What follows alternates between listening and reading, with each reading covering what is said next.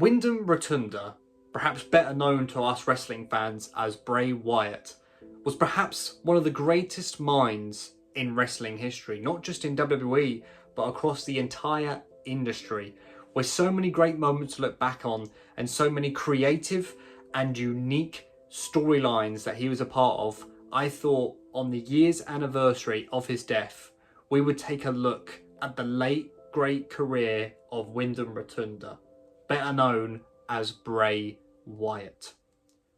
So what better place to start than Windham's first introduction into WWE? He had some matches in SCW with his brother Bo Dallas, who would later become on in the WWE. And of course, them two would have many tag matches together before SCW shifted over to NXT, where Bray Wyatt at the time would be known as Husky Harris. And of course, he would be part of the Nexus and never really quite found his footing, almost shafted off by Vince. Of course, Husky Harris being a bit of an underlying message about his weight. It was almost like he would never become anything himself. But of course, Windham, or Bray as we should refer to him in the rest of this video, knew there was a greater vision, a greater purpose for him. And later came the Wyatt family, which of course introduced us to the character of Bray Wyatt, along with his Wyatt family members, Eric Rowan, Luke Harper. Of course, from there, we would then get vignettes learning more about this sadistic family and all the things they were going to do to terrorize the WWE. And it didn't take long before this faction left NXT and debuted on the main roster with an absolutely awesome debut that left goosebumps on many people's arms. Bray Wyatt was quickly pushed into a program in his first WrestleMania against none other than the greatest of all time, as WWE calling him, John Cena.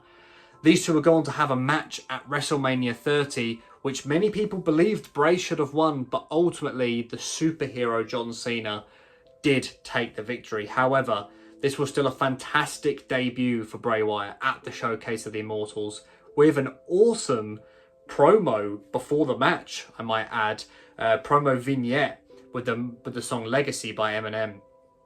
Really a great way to set up that match. And of course, it led into the fact that Bray Wyatt was trying to let John Cena get into the dark side and almost join the Wyatt family. It was a fantastic outing for Bray in his first ever WrestleMania. Of course, there've been many moments along the way of Bray Wyatt's career that have been memorable, and in this video I wanted to share some of them and some of my fondest memories.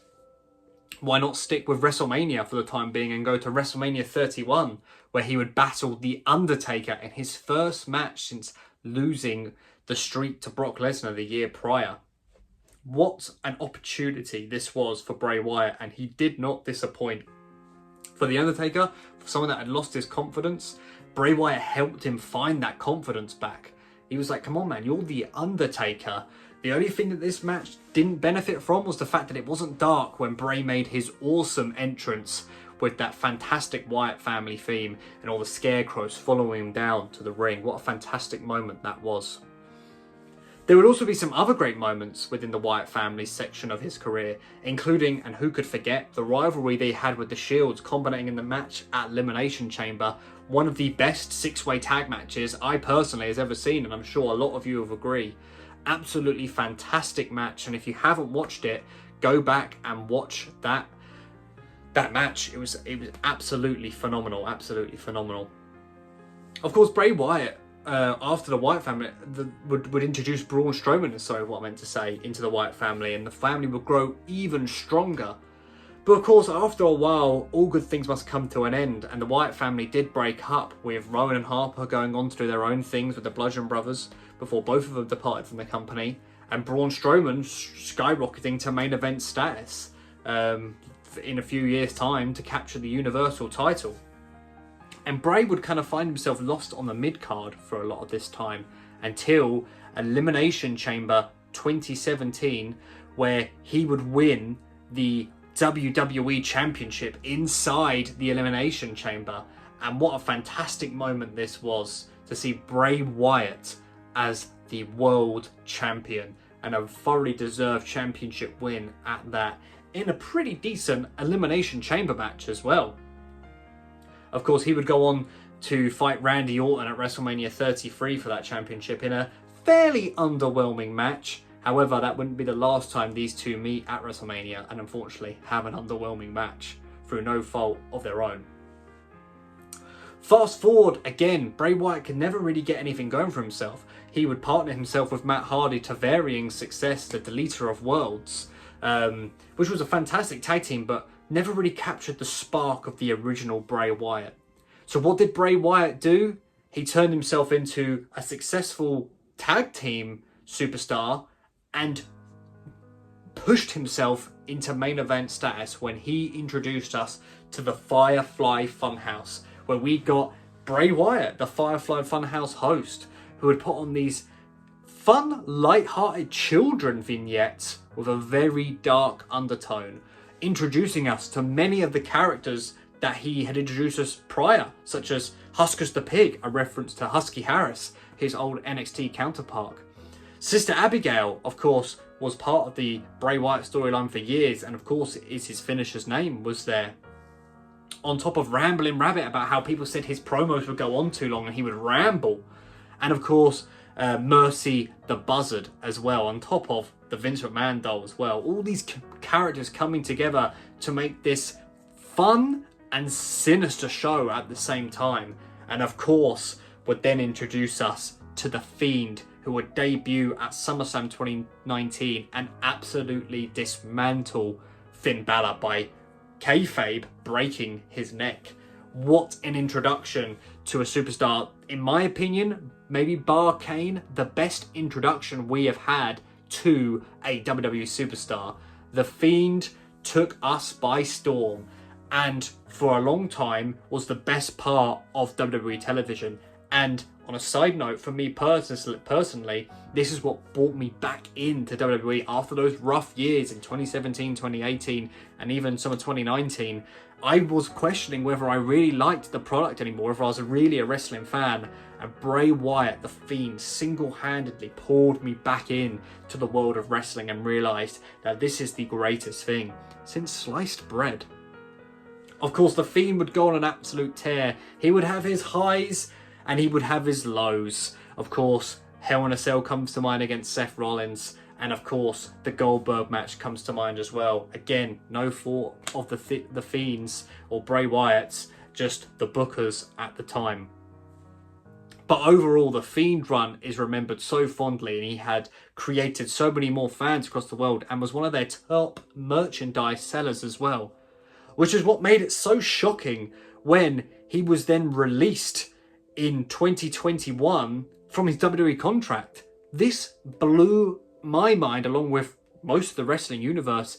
Why did they fumble Bray Wyatt? Especially after he'd been out so long, with the Burn Fiend character coming back and facing Randy Orton at WrestleMania 37. He was back. The Fiend was back. He was resurrected. He had a new mask. He had a new look. This was fantastic. And a few months later, he was gone. And we were left with many questions and a lot of broken hearts at that time as well. There were many rumblings while he was out as to where he was going to go. There was rumours that he was going to be starring in horror films. There was rumours that he was going to be heading to AEW. All I knew was one thing. I wanted to see Bray Wyatt, whether it be on the big screen, whether it was in AEW, whether it was back in WWE, whether it was in New Japan or TNA, I didn't care. And I'm sure a lot of WWE fans did as well. They just wanted to see Bray Wyatt. Which is why when we started getting teasers for the White Rabbit, much excitement started growing. Of course, this would then lead to Bray Wyatt's big return at Extreme Rules 2022. He is back. Bray Wyatt was back home with a new look, a new character, and we were so excited to see what he had next. What would happen next would honestly surprise myself and many other people, where Bray Wyatt would tear back the mask for a minute and speak to us as Windham Rotunda, saying that we never left his side and he never forgot us, and we certainly never forgot him. And we were set up for an awesome run with this new character he had set in, Uncle Howdy, along with life-size figures of the original Firefly Funhouse crew. He would then be put into a program with the megastar LA Knight, who at the time was definitely not the megastar and was struggling to get over. Another thing we can accredit to Bray Wyatt's career, helping LA Knight reach new levels. It all started with this feud with Bray Wyatt. Of course, these two would go on to have Bray Wyatt's last televised match at Royal Rumble 2023, where he would defeat LA Knight in a Mountain Dew pitch black match, which was an okay match with a little bit of interesting story at the end with Uncle Howdy, building to that story. Unfortunately, after a quick feud with Hit Row, or segment with Hit Row, Bray Wyatt would then disappear from WWE television again. And ultimately, we would find out that on August 24th, Bray Wyatt had sadly passed away. Now, like many of you, I woke up to the news in the morning absolutely devastated. It rocked me for many days afterwards. We had lost an absolute icon of the wrestling industry so far before his time, and it left a gaping hole within the WWE universe. We had a fantastic tribute show on SmackDown, which paid tribute to Bray Wyatt, Windham Rotunda, and also Terry Funk, who had also recently passed away, in a big celebration of their lives and their careers. We would later then go to All In. I personally attended AEW's show, which was great to see when the lights went down and all the fireflies came out. It was a beautiful tribute at a non-WWE show for the legendary Bray Wyatt. Moving forward, at WrestleMania time, we got a Bray Wyatt documentary, which gave us a behind-the-scenes look at some of the other things he'd been working on, including a new Fiend costume, which looked absolutely fantastic. And we would have all loved to have seen it. And as much as it was great to see what he'd been working on, it was also devastating to know that we are never going to see this play out in front of our eyes. And unfortunately, that is just a hard truth of life.